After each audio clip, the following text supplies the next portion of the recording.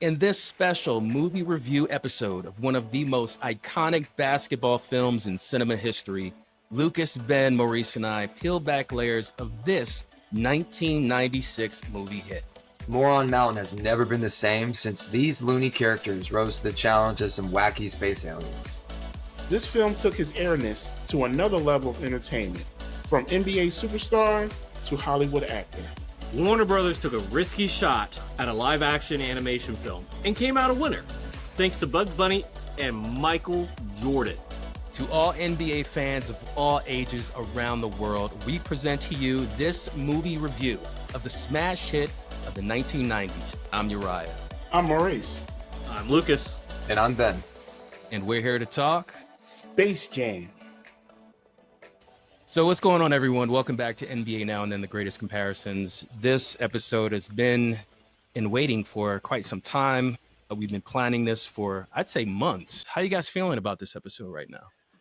If you think of basketball movies, everybody in my generation grew up learning about basketball because of this movie, because of the Looney Tunes. You know, you combine children entertainment and sports, combination here.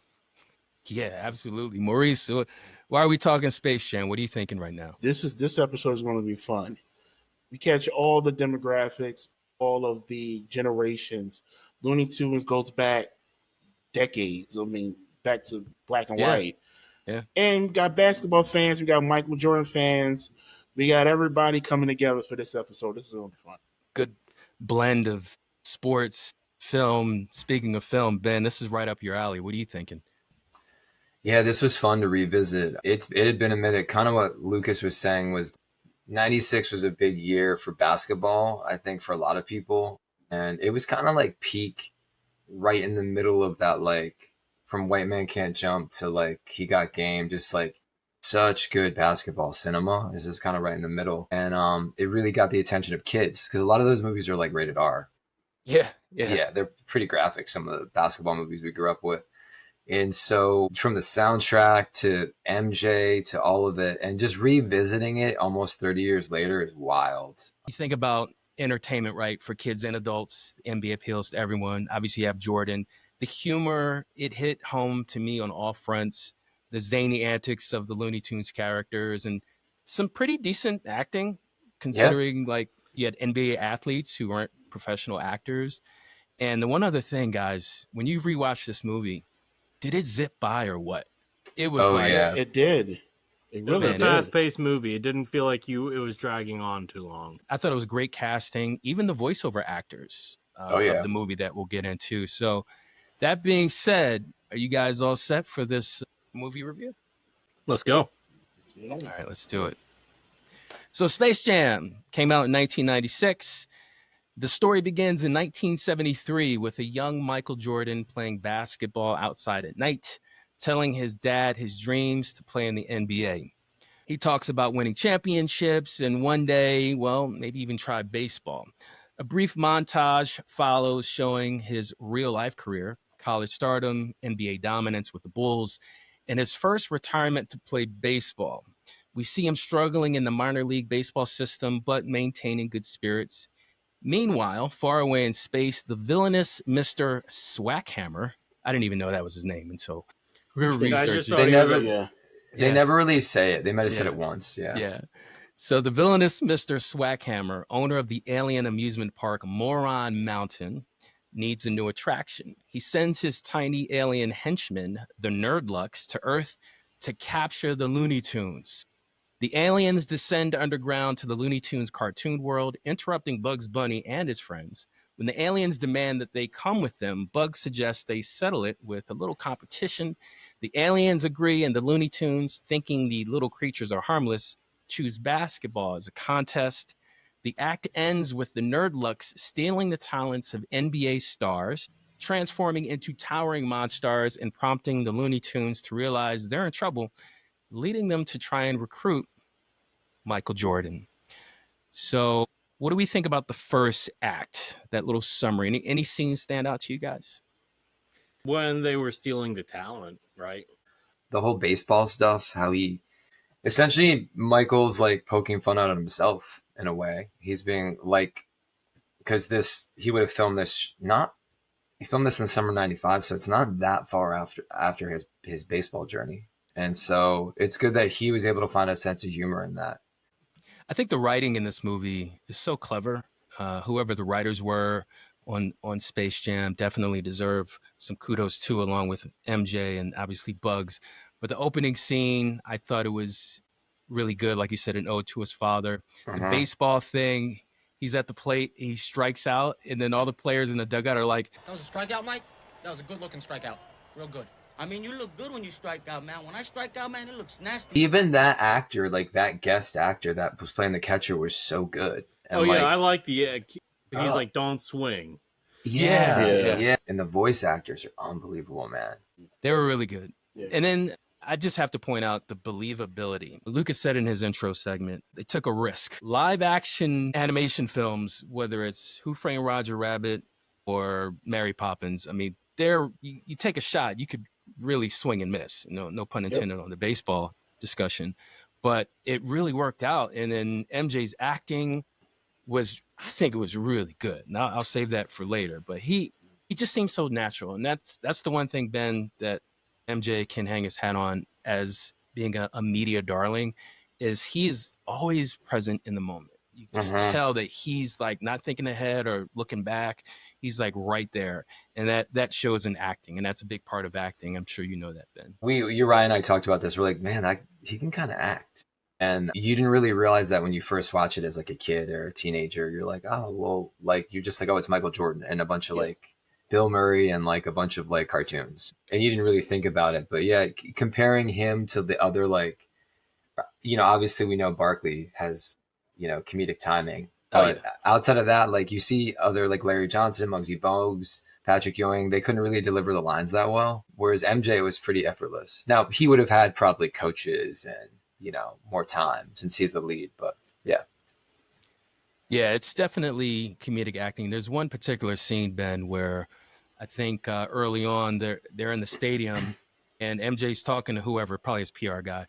And all of a sudden you see this animated spaceship fly by. And you see Michael in that moment. He's like, what's that? That was like a really natural reaction. And they did. It's really interesting because, not to get like all film nerdy, but the reason why they hire like Oscar-winning actors for like scary movies is because you need really good acting. And so I think they surrounded MJ with so many amazing comedic actors so he could at least get a reaction. And I think even we're talking about the catcher, Bill Murray, I think the guy who directed this and then Ivan Reitman who produced it, I think they knew that. Right. They had experience working with athletes or even kids. Kids don't have much training. And so there's all these tricks that you do to kind of cheat. It's really interesting what they did with Michael. Yeah, and that being said, we're going to take a break from talking about Act 1 and we're going to go into our segments. There's a question I have for you guys in terms of your first memory with Space Jam. Where did you see the movie? Who did you see it with? What was your initial reaction walking out of the theater or getting up off your couch? I'll go with Lucas first. What's your memory of Space Jam? I'll be honest, I don't exactly 100% remember the first time I watched Space. I think I was, would it come out in 95, 96? So I was like 4. So I will say that I think I think me and my family took a Greyhound to Six Flags when I was a kid. Right. And I'm pretty sure, I definitely remember one of the movies we saw was My Dog Skip, but I think Space Jam was the other one. And if you think about it, Six Flags works with Warner Brothers. That's their theme park, because they have the Looney Tunes there. Yeah. Look, I grew up on the Looney Tunes a little bit. I mean, they weren't my main focus diet, but, in terms of kids' cartoons, but I did watch them and I did enjoy them. So it was really fun to see, it was cool. That was the first time I got ever introduced to basketball, and that's what I was saying at the beginning. Like, some of these kids, they didn't know about basketball until Space Jam. Hello. So yeah. What about you, Maurice? What's your first memory of Space Jam? I remember summer of '96 seeing a trailer for it. Mind you, this is before internet really being internet and social media and all that. I was like, oh, Michael Jordan's in a movie with Looney Tunes cartoons? It's like, whoa, that blew my mind. I was like 12 at the time.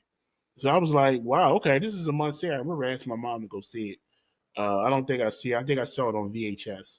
That's how old I am. But I saw it on VHS. VHS tape. I mean, yeah, it came out on Econ Rewind. VHS. Yeah. Yeah. So it was a good experience watching that for the first time. About you, Ben, your first memory? This came out in the fall, like Thanksgiving time, but the lead up to it, what Maurice was saying, the trailers, and then the music was already out. Right. The R. Kelly song was already out. There's a couple other songs that were out that people knew about. So I think this soundtrack came out first. So I'm gonna be honest, I think that might have been my first introduction to it, was the trailer. So in 1996, you have Looney Tunes, you have an established brand, obviously, for decades, and you have Michael Jordan with the NBA. Two figureheads came together and made it happen. Why was Michael Jordan the perfect choice? Does anybody want to take a guess? Why was MJ perfect for this role? They already had feedback from the Spike Lee commercials. Nice shorts. This could be the beginning of a beautiful friendship. That's all, folks. Well, that's my line. From a Hollywood perspective, even if you have like a minute example, like that's enough. And then he was directed by a famous director, and those commercials were huge. This is 92, 93. And so they kind of knew there was like a little bit of a fan base with Bugs and MJ. Yeah. That is true. I think for me, it's pretty simple. It's a basketball movie. Let's get the biggest basketball star in the world. We've seen his star power on worldwide display during the Olympics. Magnetic in front of the camera, on the court or in a commercial, global icon status, the heroic comeback story of Michael Jordan. The baseball thing didn't work out. Obviously, he got booted from the playoffs against the Magic the previous season, going into the filming he was session. done. We know, like, MJ was done about 6 weeks earlier than he normally is. Like, he was done late April, early May, and he's normally not done till mid-June. So that's unusual. So he had that downtime. Absolutely. All right, so my segment on MJ is pretty much wrapped up. I'm going to pass it over to Ben, and he's going to be talking some behind-the-scenes stuff for Space Jam. Basically, Ivan Reitman was like, hey, we'll do whatever you want. We keep talking about MJ's acting. Really, he's playing himself, but he's doing it believably. And the biggest thing, I think, because most of the movie he does act with cartoons, right? Yeah. How does he make that believable? He's playing actual basketball. And what's really fascinating about this film, it doesn't get enough credit for, is it's how they make Marvel movies now. So when they make Marvel movies believable, a lot of these actors, whatever Marvel movie, DC movie, a lot of times they're on a soundstage, just a big green thing. And they're acting with people that are in these all green suits. Sometimes they have balls. It's how they get the reaction. So they're physically acting with another actor. So what Ivan Reitman did, this movie is essentially a comedy. Right. He hired a bunch of actors from The Groundlings, which is where Will Ferrell came from. Most of Saturday Night Live's cast came from The Groundlings. I don't know if Eddie Murphy did. I think Pee Wee Herman did. So like half of SNL's cast comes from The Groundlings or this other studio called Upright Citizens Brigade. And so they hired all these comedic actors they put them in green suits, and those were I imagine they picked guys who had some basketball experience, but that's what they did. And so that's essentially how they made the movie, the basketball stuff, really believable. And then, they added in like Bill Murray. I keep wanting to say Sherman, and that's not the actor's name. You're talking about Wayne Knight? Yeah, Wayne Knight. Poor Wayne Knight. He probably goes through his life with people calling him Sherman. I get him confused actually with the guy from Seinfeld a lot. Well, he is the guy from Seinfeld. He is the guy from Seinfeld. No, the bald guy. Oh, Jason Alexander. Yeah. I can see that. Yeah. He's also on Seinfeld. And then Teresa Randall. So Danny DeVito, Billy West, the actual Bugs Bunny. Larry Bird actually was he was the second best. Yeah. It's interesting to see Charles Barkley's early acting because he needed some work.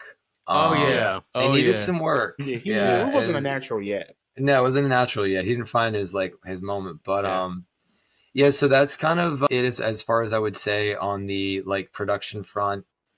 obviously Bill Murray really made an impact. He kind of stole scenes, and you saw MJ be really locked in when Bill Murray was there. Just, and MJ's reactions just are so, like, I talked about this off, like, separately. We just were kind of blown away with how good he was, and I don't want to do this comparing him to the other guy gets compared to, but like his effortlessness of like his personality kind of makes him the GOAT, in my opinion. Those MJ, I don't know, MJ is just like, He's just natural. He's You effortlessly can tell cool. that MJ's. You can tell that LeBron James. I'll say LeBron James. Yeah, You can tell that he's trying to act. Because have you seen Right. him in Trainwreck? Because that was not a The good train wreck. act. Yeah. yeah, he I don't think actually, it's- I saw him in that. He had moments that was okay. Now, but John Cena was actually a good actor in that. But John Cena was a good actor. Good point. Yeah, but and LeBron's amazing in so many other ways that MJ was not. So like, I don't want to do the comparison thing. But as far as acting goes, MJ's kind of really good. Like every commercial we grew up on, like we took that for granted. That guy was killing it. He definitely was. All right, so Ben gave us